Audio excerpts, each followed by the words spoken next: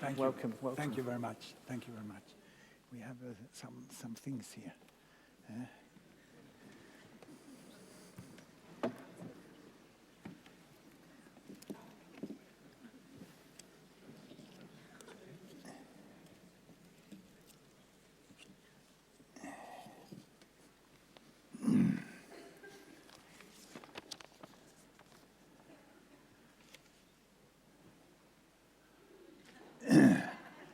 Everyone understands that there is some sort of limit on how many people we can be on this planet. That's why I'm going to talk about population, about the world population. And I'm going to start with children. Look here. This shows how many children there was in the world when I was born here in 1948. There was less than 1 billion children. And what has happened since? What has happened since? It has increased enormously, more than double the number of children during my lifetime. The year 2000, when I started getting grandchildren, there were almost 2 billion children in the world. And the one who keeps track on this is United Nations Population Division. And be careful, because their predictions of the future, 40 years ahead, have never been more than 6 to 8% wrong. They're quite good. They're quite good. And they have now predicted how many children it will be up to 2,100. One of these 3 lines is correct. The other ones are made up.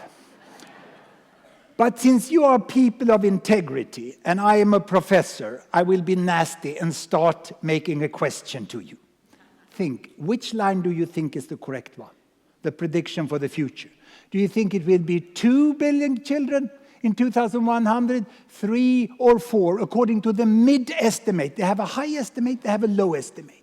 But the mid-estimate, the most probable. Can I have a hand up for those who think it will be 4 billion children? Yes. Oh, yes, many up there. Okay. How many think it will be 3 billion children? Yes. How many think that it will stop and it will just be 2 billion? Oh, wonderful. There's a place for me in this forum. I won't give you the right answer yet. But we are going to proceed, and we are going to do that. I'll come back to the children, but now total population. This curve you have seen in many versions. In the medieval ages, very few in the world population. It was growing very, very slowly. And here, with the Industrial Revolution, it took speed and catched up speed and went like this. 3 billion there in 1960, and now we are up there, 7 billion. And many think it will continue like this.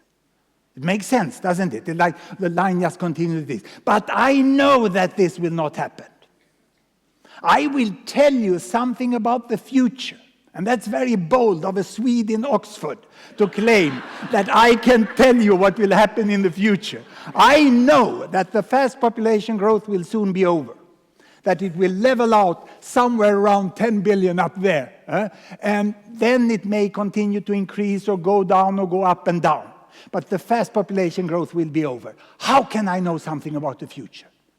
Because what will slow down population growth is something that has already happened.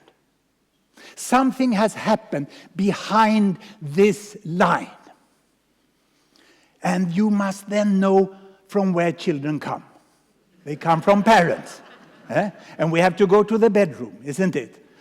Father and mother got on average 6 children medieval age. Strange, you go to the rainforest, you go to all time, all continents, more or less on average 6 children. Many women, many more children, others much less, some no children. But on average 6.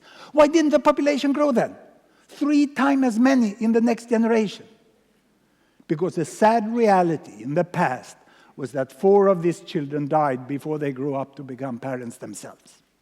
So only 2 were replacing. This is the old balance. Many even today say that people in rainforests live in ecological balance with nature. This is wrong. They die in ecological balance with nature.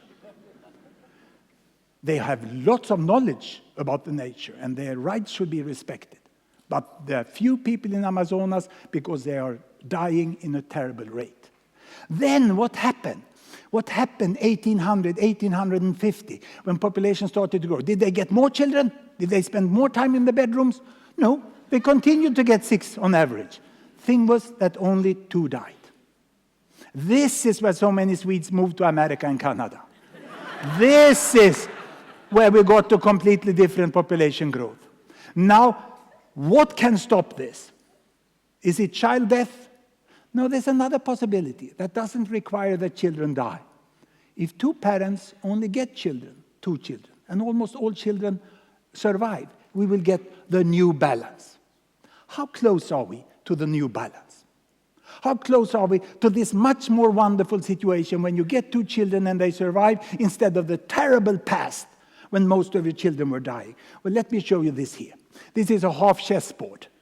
And on this side, I have the number of deaths, 4, 3, 2, 1 children dying. Up there, the number of children born, 6, 5, 4, 3, 2. So down here, the old balance. 2 survived, 4 died. Up there, the new balance. And just 200 years ago, the world was down here. And then it was growing like this, up the 5-birth lane, but less and less deaths. And 1970, there was in the world 5 children on average per woman, and only 1 died. That's when the population bomb was written by Paul Ehrlich. He got so nervous because there were so many more who were surviving. And what has happened since? What has happened? And we have good data on this. This is what has happened. Then the world turned towards less and less birth, and we went to 3 births, and here we are today. We are almost there. We have almost reached. The average number of children per woman in the world today is 2.4. And I will switch over here and show you in our beloved bubble graph here. 2 children per woman, 4, 6. Unfortunately, it's turned around. Large families, small families, length of life there, 40 years to 80 years. Those countries, each bubble is a country, color show the continent. They had small families, long life, and these ones had large families and short life. 1968, the world was very, very different. But the average, you can see easily, it was 5 here.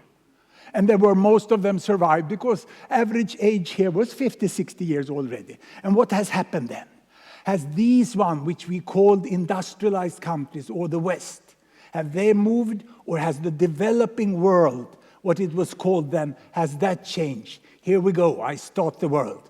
Can you see how China moves with family planning to 4 children? They move to 3. They drag India with them. Latin America don't care about the Pope. They move there. The Arab countries here, they also have family planning. The classical is the Bangladesh. Look what Bangladesh is doing. That's the Islamic Republic of Iran, the green one, moving very fast. That's the fastest drop of fertility in history. And there we are in the new world. Sad HIV epidemic drags down some African countries here, but most of the world go up there. Some remain down here, but it's a completely new world. And once more, you can see that the average now is 2.5.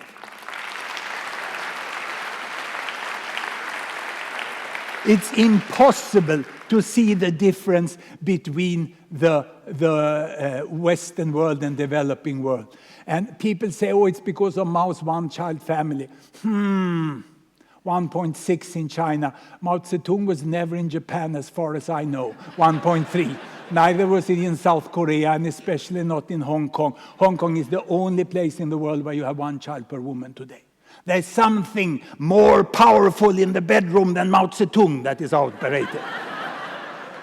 What is it? What is it that is operating in this bedroom? And there's something which is not happening down here in the sad circumstances of Afghanistan. Parts of Afghanistan is progressing. Other parts, you know very well how the situation is. Same for Congo. So we have a very big difference, but most of the world are here, and very many countries have passed the 2 or 2.2 child line.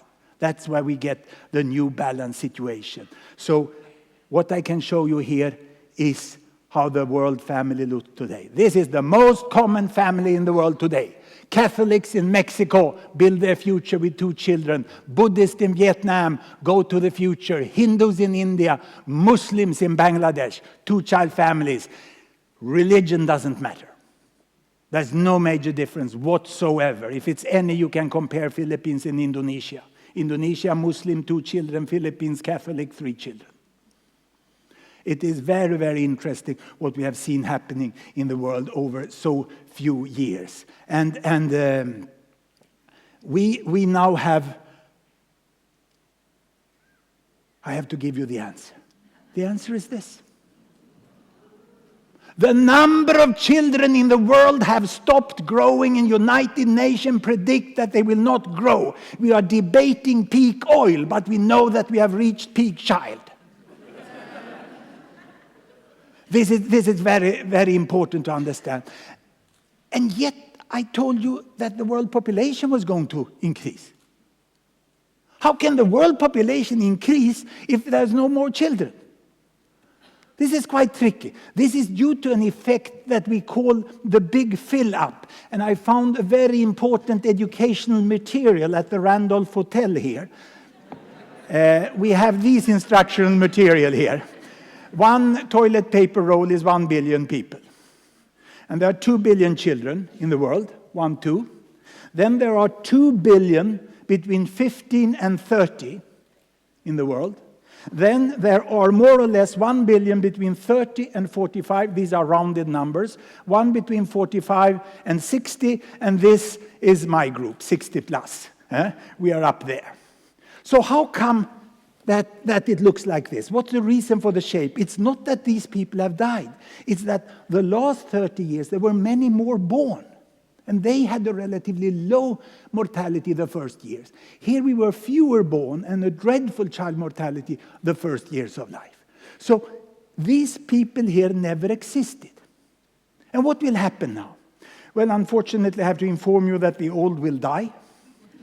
The rest will grow older, and they will have 2 billion children. The old will die.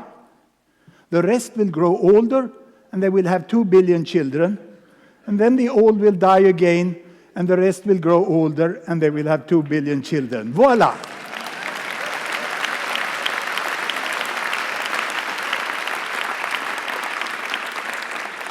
The next increase with 2 billion people is inevitable. It's no way we can avoid it if you don't want to kill these people. So I get really concerned when I hear environmentalists who are rightly concerned about the environment, but they say that we have to stop world population growth at 7 billion. It's impossible. But hereafter, you can see when these dies, they grow older, they get their children, then there would be no more.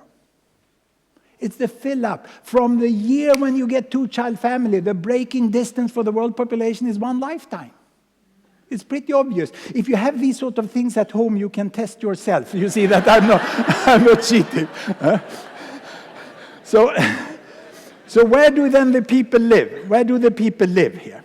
Where in the world do these people live? We have 7 billion people, don't we? 1, 2, 3, 4. 1, 2, 3. And here we have 4, 5, 6.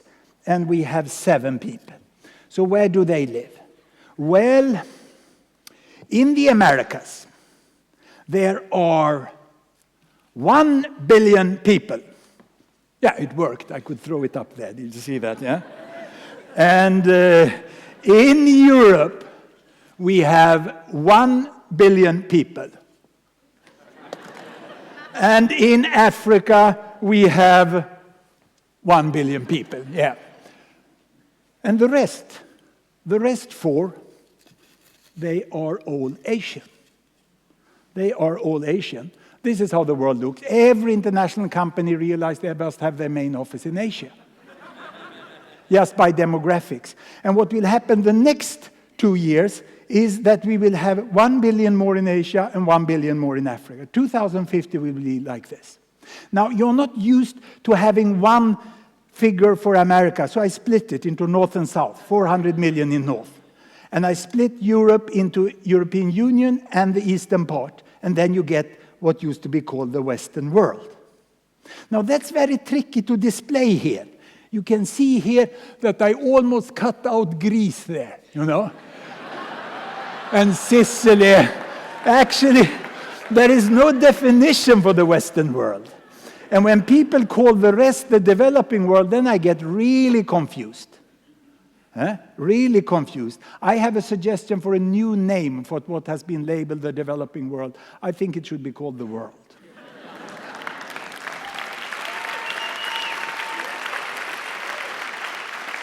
The question is no longer whether the rest will catch up. The question is in which way the Old West will integrate.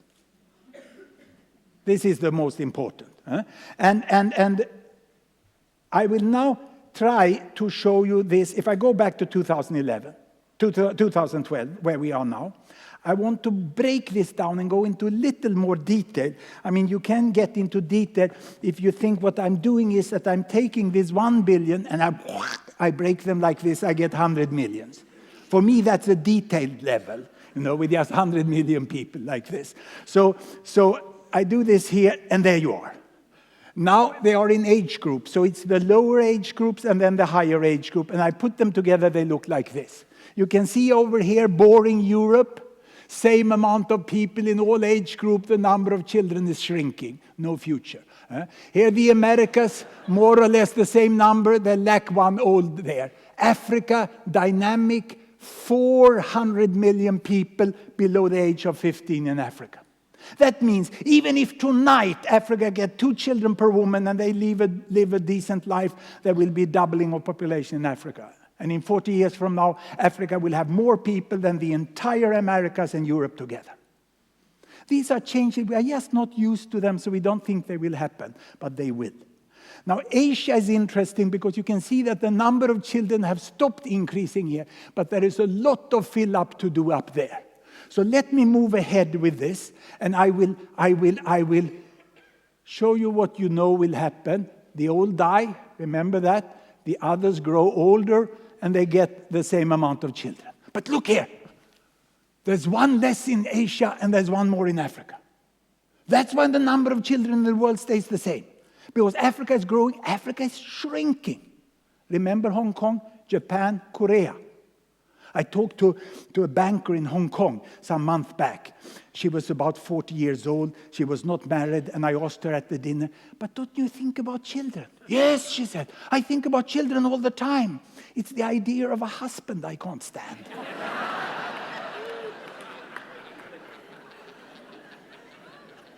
And that's a joke, but that tells you a lot about the future of the world. The old die, the other ones grow older, and they get the same amount of children, but you get more in Africa and less in Asia for this very reason that the higher educated Asian women are, the higher proportion of them don't marry and they don't get children. And then they will grow up like this, and they will die down here, and then they will do like this, they will grow up like this, and then we don't know what will happen down here. The future depends on when Africa gets out of poverty and get 2-child families. It's on its way. It's quite fast. Ghana is today 4 children per woman. Mali, that had a coup d'etat, have 6 children per woman. Ghana is halfway between Mali and Britain when it comes to life and demography. So there's enormous diversity in Africa, and we don't know how that will. But the main reason for population growth is fill up. There will be a little longer life, and there will be some older people. I hope I will belong up in the yellow one there and be very old, of course. So this is what happened. It's not aging. It's not high number of children. This is more like where we are. So how will we understand this? How come that I hear people who say, if you save the poor children, you kill the planet? It's the most common comment we get when we work for global health. And it's not an ethical problem, it's just wrong. Because nowhere in the world do we have these families where you get 6 children and where 1, 2, 3, 4 die. This doesn't exist. The countries that have the fastest population growth today in the world is Afghanistan and Congo. Afghanistan and Congo has 4 surviving children, 1 dead, and then they have 5 children in total. 1 more die, they get 1 more. There is no way we can stop population growth by this. On the contrary, if we save the poor children, we will speed up the 2-child family. Saving children is stopping population growth. Letting children die is increasing population growth. Others tell me that, oh, if they get rich, then they get few children. No, it's the other way around. The Asian countries get few children first, and then they get rich. There's so many preconceived ideas which is wrong about this. So we think that the fact-based worldview is quite adequate for the world population in the future. And let me show you, finally, two favorites here, what I have. Ghana there and Mali, that catched our attention with the sad coup d'etat. And this is the world. But I drag them backwards. That's where Ghana was in the 70s. I give them trails and see how Ghana has progressed and how Mali is where Ghana was there. Africa is progressing very much. We have to view Africa as we do Asia. We don't stop investing in Malaysia or go to holiday to Malaysia because it's a bad situation in Afghanistan. We have to treat countries each by each. Gapminder tried to help with that. Come visit our site. Thank you very much.